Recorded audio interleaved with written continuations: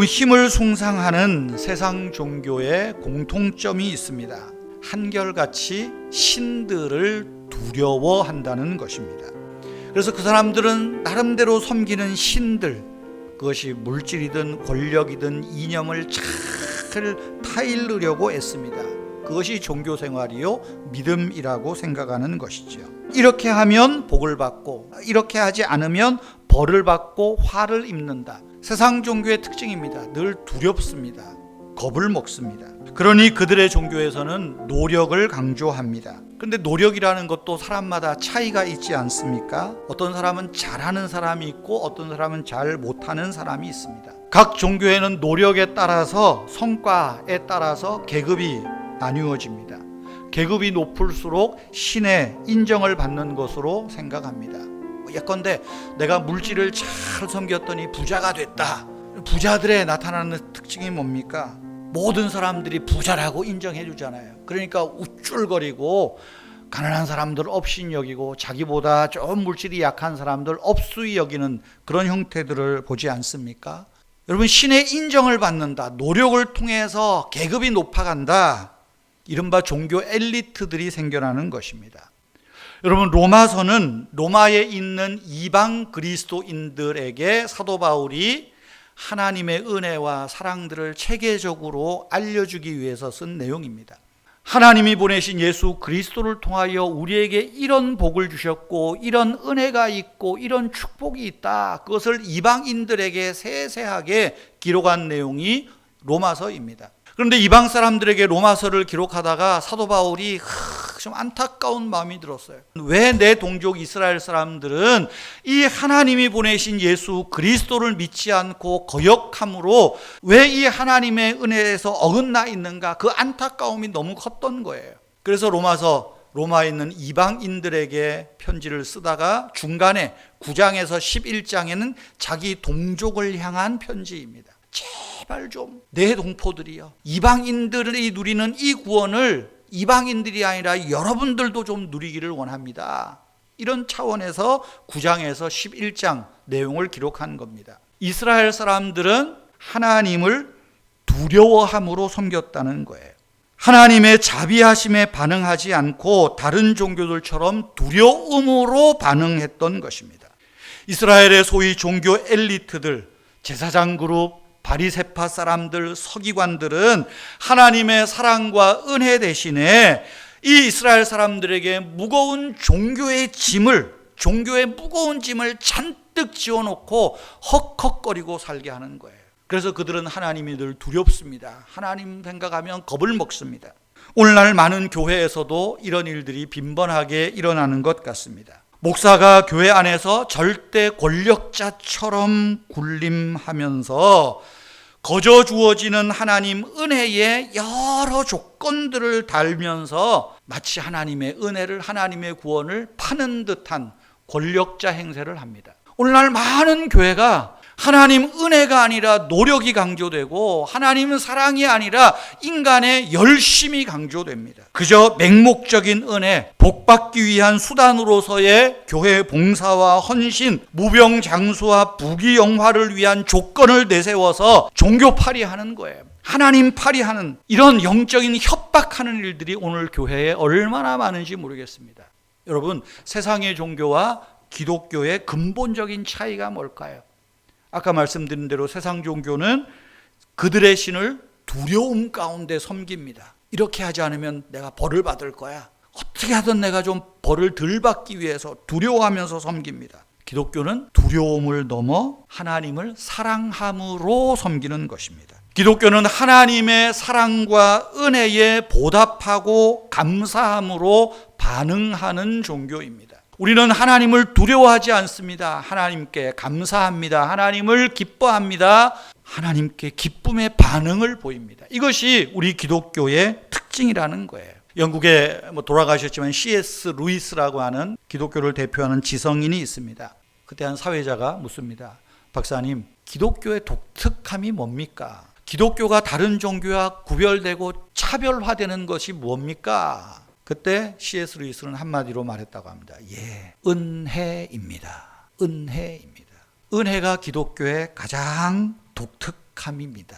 은혜가 없으면 기독교는 기독교가 아닙니다. 우리가 하나님을 믿는 사람으로서 교회에서 은혜를 발견하고 은혜를 깨닫고 은혜에 보답하는 것이 기독교 신앙의 독특함이라는 것입니다. 여러분, 우리가 믿고 고백하는 하나님은 어떤 분입니까? 요한일서 4장 16절에 말하죠. 하나님은 사랑이시라. 사랑이신 하나님께서 우리에게 무한한 사랑을, 무한한 긍휼을 베푸심이 곧 은혜라는 것입니다. 하나님의 사랑 베푸심이 곧 은혜라는 것이죠. 하나님이 어떻게 사랑을 베푸십니까? 로마서 5장 8절 말하죠. 우리가 죄인 되었을 때에 그리스도께서 우리 죄를 위하여 죽으심으로 하나님께서 우리에게 대한 당신의 사랑을 확증하셨다. 하나님 사랑이 어떻게 확정돼요? 그리스도께서 우리 죄를 위하여 죽으신 그 사건이 하나님 사랑의 확증이요, 그것이 하나님 은혜라는 거예요. 이 은혜가 교회 안에 생생하게 살아 있어야 한다는 것입니다. 은혜를 잃어버린 종교는 수치심을 안겨준다.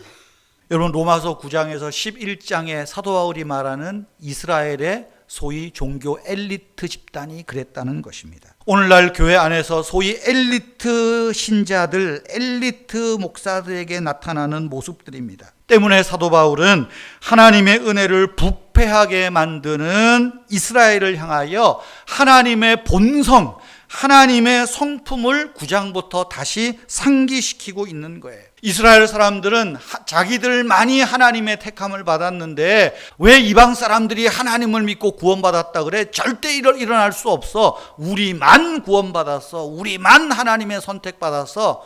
이런 사람들이에요. 그들에게 사도 바울이 말하는 겁니다. 당신들 하나님을 모르는 거야. 당신들이 하나님의 특별한 선택을 입은 것은 당신들의 노력이 뛰어나서가 아니고 오직 하나님의 긍휼하심이었다라고 말하는 거예요. 아브라함이 선택된 것, 야곱이 선택된 것, 이삭이 선택된 것, 그 후손 이스라엘이 선택되어서 애굽에서 출애굽하여 하나님을 예배하는 백성으로 구원받은 것, 하나님의 특별한 은혜, 긍휼하심에 있다. 9장 11절에서 말하죠. 그런즉 원하는 자로 말미암음도 아니요 다른 박질하는 자로 말미암음도 아니요 오직 긍휼히 여기시는 하나님. 원하는 자, 다른 박질하는 자, 노력이에요. 행위예요. 그 행위가 가상해서 하나님이 긍휼을 베푸시고 선택하신 것이 아니라 오직 긍휼히 여기시는 하나님, 사랑의 본성이신 하나님이 내가 저를 내 백성으로, 내 자녀로 부르고 택하겠다. 하나님의 긍휼하심으로 시작되었다 말하는 것입니다. 이 긍휼이라는 말이 재밌어요. 구약에는 사랑이라는 말이 생각보다 많이 나오지 않습니다. 신약의 언어고요. 구약에는 사랑이라는 말 대신에 우리말에는 인자, 긍휼 이런 말이 많이 나와요. 인자, 헤세드라는 말이고요. 은혜, 헨이라는 말이에요. 헤세드 같은 말이에요. 하나님의 긍휼하심, 하나님의 사랑, 하나님의 은혜가 우리 조상들을 선택해서 우리가 그 혜택을 누리고 있다. 바울이 말하는 것입니다. 10장에서는 무엇을 말합니까? 하나님의 긍휼하심이 예수 그리스도를 이 땅에 보내셔서 모든 율법을 다 완성하시고 우리 죄를 대신하여 죽으시고 부활하심으로 우리의 의롭다함이 되셨다. 하나님의 긍휼하심은 우리를 부요하게 하시는 능력이다 말했던 것이에요. 10장에서 말하죠. 주께서 모든 사람의 주가 되사 그를 부르는 모든 사람에게 부요하시도다. 우리를 부요케 하시는 하나님의 그 긍휼하심을 말하는 거예요. 누구든지 주의 이름을 부르는 자는 구원을 얻으리라. 우리의 노력이 아니라 하나님의 긍휼하심이라 말하는 거예요. 이스라엘에게 말하는 겁니다. 너희들이 선택받은 것, 너희 조상들이 선택받은 것 노력이 아니야. 하나님의 긍휼하심이야. 하나님의 은혜야. 이처럼 이방 사람들도 하나님이 선택하셔서 하나님이 은혜를 주셔서 하나님이 긍휼히 여기셔서 하나님 백성으로 삼은 것. 왜 이렇게 말이 많어? 그 얘기를 하는 거예요. 11장 29절에서 말하죠. 하나님의 은사와 부르심에는 후회함이 없다. 여기 은사와 부르심이라는 말에 전제되는 것이 뭡니까? 하나님의 베푸시는 은혜, 한량없는 긍휼하심이에요. 하나님의 긍휼 베푸심에는 후회가 없습니다. 이제 11장에서 사도 바울은 이스라엘 백성들에게 그리고 오늘 우리들에게 하나님의 긍휼하심을 재차 반복하십니다. 하나님은 긍휼을 베푸시는 분이라. 30절에서 33절에 2절에 보면 4번이나 반복하고 있습니다. 30절. 너희가 전에는 하나님께 순종하지 아니하더니 이스라엘에 순종하지 아니함으로 이제 은혜를 입었다. 순종해서 노력해서 긍휼을 입은 게 아니라 순종하지 않았는데 여전히 죄 가운데 있음에도 불구하고 하나님께 은혜를 입었다. 이와 같이 사람들이 순종하지 아니하니 이방 사람들도 순종하지 않아요. 자기 멋대로 살아요. 그런데 너희에게 베푸셨던 그 긍휼로 이제 그들도 이방인들도 긍휼을 얻게 하셨다. 하나님은 우리를 징벌하시기 위함이 아니라 긍휼을 베푸시는 것이 하나님의 본성이라 말씀하는 거예요. 32절도 말합니다. 하나님이 모든 사람을 순종하지 않는 가운데 가두어 두심은 모든 사람에게 긍휼을 베풀려 함이라. 이방 사람들이 못되게 굴고 세상 사람들이 못되게 굴어도 하나님이 그들을 향한 긍휼, 하나님의 구원하심의 계획은 후회가 없다는 거예요. 하나님은 여전히 긍휼을 베푸시는 분이다. 25절에 보면 사도 바울은 이 긍휼하심을 하나님의 신비라고 말합니다. 이방인의 허다한 무리가 하나님의 수에 들어오기까지 이 신비가 있다. 하나님의 긍휼 베푸심이 신비라는 것입니다.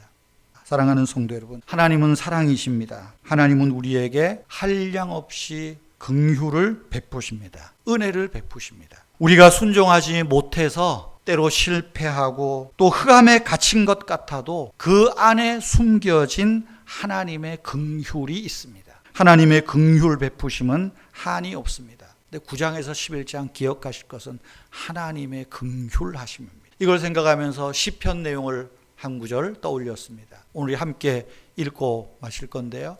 시편 103편 8절에서 14절입니다. 하나님의 긍휼 베푸심이 얼마나 큰가. 우리 다 함께 103편 8절에서 14절 같이 읽겠습니다. 여호와는 긍휼이 많으시고 은혜로우시며 노하기를 더디하시고 인자하심이 풍부하시도다. 자주 경책하지 아니하시며 노를 영원히 품지 아니하시리로다. 우리의 죄를 따라 우리를 처벌하지는 아니하시며 우리의 죄악을 따라 우리에게 그대로 갚지도 아니하셨으니 이는 하늘이 땅에서 높음같이 그를 경외하는 자에게 그의 인자하심이 크심이로다. 인자하심, 헤세드, 긍휼하심이 크다는 말입니다. 동이 서에서 먼 것 같이 우리의 죄과를 우리에게서 멀리 옮기셨으며 아버지가 자식을 긍휼히 여김같이 여호와께서 자기를 경외하는 자를 긍휼히 여기시나니 이는 그가 우리의 체질을 아시며 우리가 단지 먼지뿐임을 기억하심이로다. 우리는 먼지뿐이라고 말합니다. 그런데 그걸 아세요. 그걸 기억하세요. 그리고 우리에게 하나님께서 긍휼을 베푸신다. 우리의 죄가를 멀리 옮겨주신다.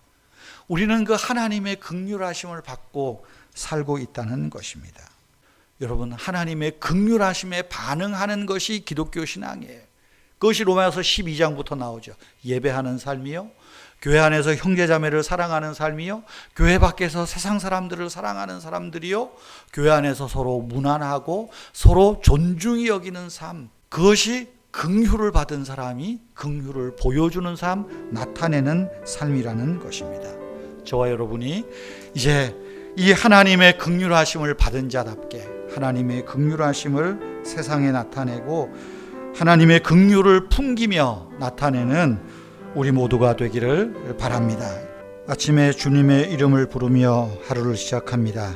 주님의 은혜에 감사하며 시작합니다. 오늘 종일토록 주님을 잊지 않고 지낼 수 있도록 내 마음과 생각을 붙들어 주시옵소서. 우리 삶의 괴로움과 두려움의 일들이 계속 밀려올 때 부활의 새날이 있음을 믿고 잘 견뎌낼 수 있도록 용기와 인내를 주시옵소서. 주님, 오늘도 내 생각을 순결하게 하옵소서. 나의 말을 절제 있고 진실하게 하옵소서. 내가 하는 일을 충성스럽고 근면하게 하도록 도와주시옵소서. 나 자신에 대해서는 겸손하게 평가하게 하시고 다른 사람을 대할 때는 존경과 관대함으로 대하게 하옵소서. 과거에 받은 바 은혜를 기억하고 감사하게 하시고 아버지께서 우리를 위하여 예비하신 더 좋은 것을 기다리게 하옵소서. 오늘 하루의 염려가 내일의 꿈과 희망을 짓누르지 못하도록 하루의 염려가 오늘로 그치게 하옵소서. 내 안에 기쁨을 빼앗아가는 어떤 형태의 분노도 오늘 저녁 해를 넘기지 않고 다 풀고 저녁을 맞이하도록 인도하여 주시옵소서. 주 예수님의 이름으로 기도합니다. 아멘.